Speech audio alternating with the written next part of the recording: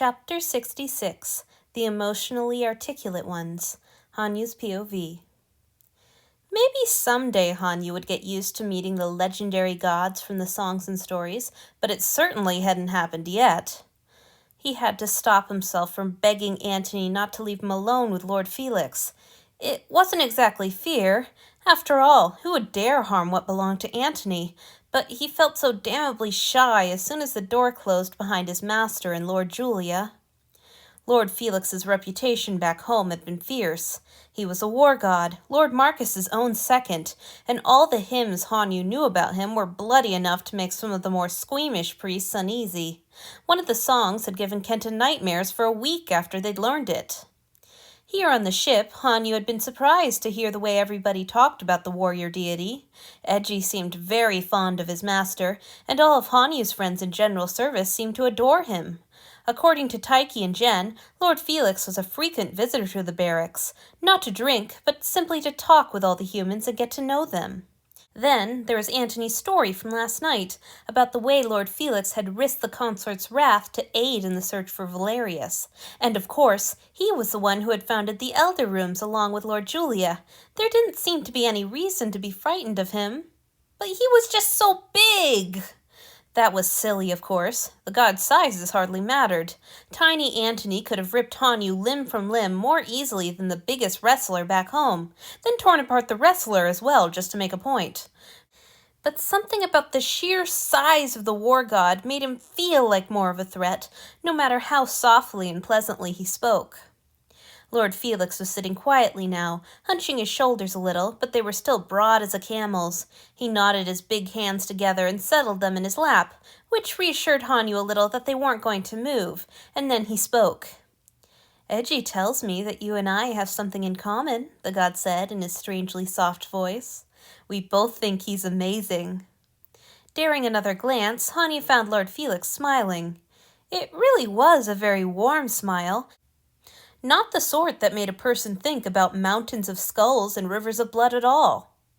Hanyu's voice still came out meeker than usual. "He's always been very kind to me." "He's been kind to me, too," the war god beamed. "He said he broke your heart." As usual, Hanyu hadn't decided to let the words out of his mouth. It had just happened.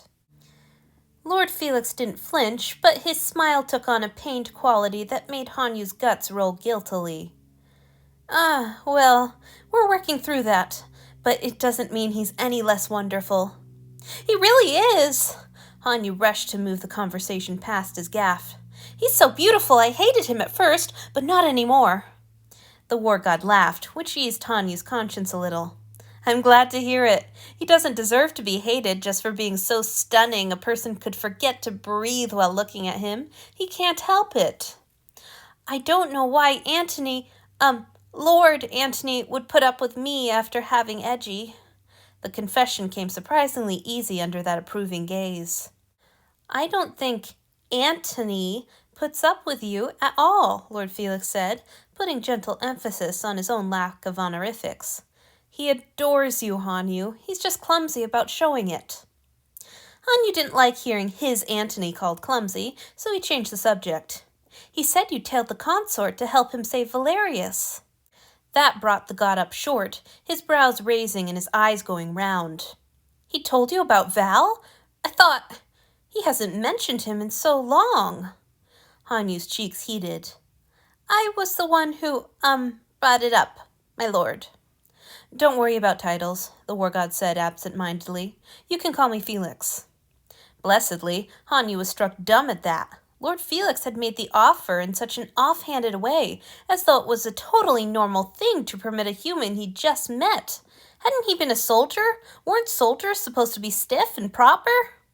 Hanyu was still reeling when the god continued speaking. "These last few years, I had been afraid he'd forgotten all about Valerius and, well, the way he used to be. I'm glad that that isn't the case." What did Lord Felix mean by that? Yes, Antony was clearly a very different person than the reckless, love-struck boy who had rushed into the consort's trap, or the wandering exile who had only agreed to establish the temple out of fear and hunger. But that didn't mean the way he was now was bad. He didn't smile much, he growled and grumbled all the time, and he got flustered if anyone hugged or complimented him. Hanyu could read between the lines of Antony's stories well enough to guess that that hadn't always been the case. But so what? The grouchy demeanor wasn't so bad. It just made it more exciting when Hanyu managed to pull a real smile from him. How many times had his master managed to make Hanyu feel as if his own folly bowls were perfectly acceptable? Hanyu would never have dared to turn the thought around on his own, but now that he was faced with the surprise of Antony's old friend, the truth was blindingly obvious. Antony was just fine, exactly as he was. Hanyu? Lord Felix's voice was so quiet that it barely managed to break through Hanyu's thoughts. Antony isn't ignoring you, is he?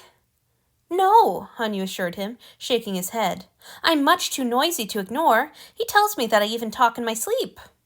That's good. The war god chuckled, then his face grew serious again. I never thought I would need to ask this, but I didn't think of asking the other question either, so... Has he hurt you? Hanyu considered this for a moment. Well, it did hurt my feelings when he asked if I wanted him to give me to you or Lord Thaddeus or Lord Theo or someone, but I know that's only because he thinks you'd be better for me. I don't... Hold on. Lord Felix raised a hand, his soft brown eyes bulging. I'm sorry to interrupt, but he offered you what? Damn, it had probably been rude to express so much reluctance to go and live with him. Hanyu ducked his head. Sorry, he squeaked. I'm sure you're really nice, everyone says so, but I love him and I don't want to go anywhere else. The war god's voice came out a little strangled. That's good, because I never offered. And, well, if I can steal your wording, I'm sure you're really nice. Everyone says so, but I'm in love with Edgy, and I don't think he'd be thrilled with the idea of you moving in with us. Hanyu dared to glance up and found Lord Felix looking so flabbergasted that he couldn't help giggling. What would the priest think? Felix, battle lord, god of blood and slaughter, horror-struck at the idea of offending Edgy. His muffled bark of laughter seemed to shake Lord Felix from his stupor, and the god gave a rueful shake of his head and joined in. His laugh was surprisingly loud and deep.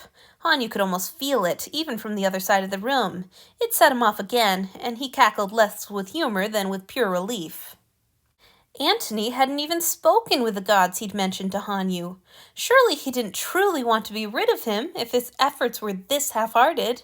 Even if he did, who said any of them would be willing to take him? In all likelihood, they would all be just as reluctant as Lord Felix.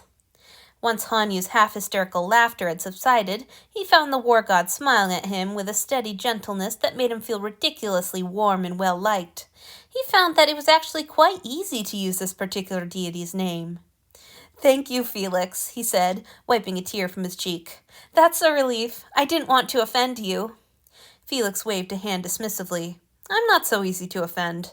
As far as my original question, that isn't the kind of is he hurting you that I meant. Oh? Oh! Hanyu flushed. Sorry, of course. Well, the answer to that is no. He gave me half a caning when I disobeyed him in front of Lord Marcus, but as soon as we were alone, he waived the rest. Other than that, he's never laid a hand on me, unfortunately. Hanyu clasped his hand over his mouth. How would he let that last word slip out? Why was he born without a filter? Why was he born? He gave a little moan of mortification. I'm glad to hear that. Felix's voice cut through his humiliation. Of course, I don't think he's likely to harm you, but if he ever does, please don't hesitate to come to me. The war god's tone was soft and grave, without even the faintest hint of amusement at Hanyu's plight. A glance up at his face showed that it was equally solemn. He'd clearly heard the slip, and was just as clearly pretending that he hadn't. Hanyu decided right then that he would die for Felix. Thank you, he said in a great exhale. That's so nice of you. Lord Theo said the same. That's hardly surprising. Only now did Felix allow his mouth to curve up, his face all fondness as he spoke about his friend. After you were so kind to Chihiro, I think she'd do anything you said. She thinks the world of you, and she's a good one to have on your side. If there's anyone on this ship he wouldn't cross, it's her. Well, other than... Face darkening, Felix let his voice trail off. Lord Marcus's name hung unspoken in the air for a long moment. Then the war god seemed to recollect himself, and he fixed Hanyu with another gentle gaze, even kinder than before. So, you love him? Hanyu's flush had barely receded, but at this it redoubled. Gods, even his ears were hot. He hadn't even realized he'd said that. Shame crept over him in a way it didn't when he gushed over his affection with Kenta. When he said them out loud to a god, the words seemed like an admission of guilt. Yes? His voice came out high and meek. Felix got to his feet and crossed the room to where Hanyu sat. For just a moment the god loomed over him, blocking out his sight with all his great bulk, and then he eased to one knee in front of Hanyu's chair. May I touch you? He asked, and at Hanyu's half-frightened nod of assent, clasped his hand to his own huge fingers and gave them a gentle squeeze. We may be at odds right now, at least until he apologizes to Eiji, but Antony has been one of my dearest friends for terrifying amounts of time, and so I'm grateful. Thank you for loving him, Hanyu. Thank you for giving such a gift to my friend. He's so lucky that he met you. The war god's eyes stayed fixed on his all through this little speech, shining with so much real, raw gratitude that Hanyu squirmed in the face of it. I'm lucky too, he managed after a moment. Felix smiled and released his hands, then shuffled backwards on his knees for a moment before standing. Had he noticed that it had made Hanyu nervous when he stood so close? I'm glad he's being good to you, the big god said. He can be awfully sweet when he's not posturing, can't he? He's the one who taught me to read, you know. You didn't know how to read? Hanyu had never met anyone who couldn't read. An instant later, though, he could have throttled himself. That had probably been horrendously rude. Felix didn't seem bothered. I could read my name, but that was all. When I first met him, there was a lot I didn't know. My friends all pitched in to help me learn court etiquette and city manners so I wouldn't stand out as much, but he was always the best teacher. He offered to teach me my letters several times over the years, but it never seemed important. I had better things to do, I thought. Hanyu could understand that. He loved reading, but he'd never been able to sit down with a book and read it through by himself. There's always so much else going on. Then we returned, Felix continued with a slight grimace, and there was all this empty time to fill.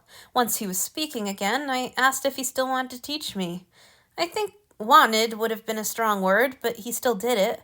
We would spend whole days laboring over the alphabet and ignoring our bellies, and he never lost his patience with me once.